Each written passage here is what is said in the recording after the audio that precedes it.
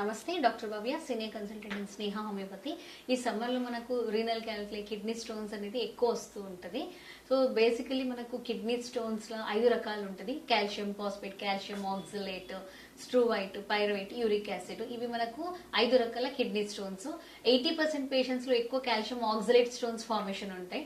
So ఈ stones ఏ రకమైన స్టోన్స్ ఎందుకు వస్తున్నాయి అని కొన్ని కారణాలు తెలుసుకుందాము.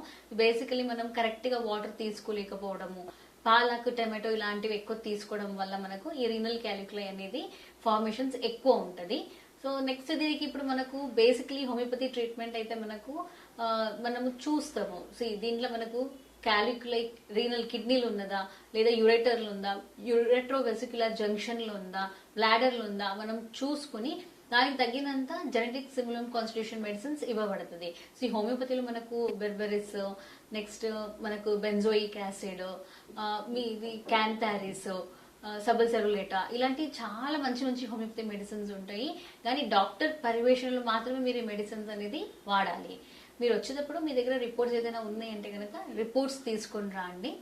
దీంతో పాటు కొన్ని జాగ్రత్తలు కూడా మీరు పాటించాలి. లైక్ వాటర్ ఇంటేక్ అనేది ఈ సమ్మర్ లో మినిమం 3 to 5 లీటర్స్ వరకు పెంచుకోవాలి. వాటర్ తాగలేదు కాబట్టి కొబ్బరి వాటర్, బార్లీ వాటర్, సబ్జా సీడ్స్ నీళ్ళలో వేసుకుని తాగడము, ఇలాంటివి చేస్తే మీకు వాటర్ ఇంటేక్ అనేది కొన్ని పెరుగుతుంది.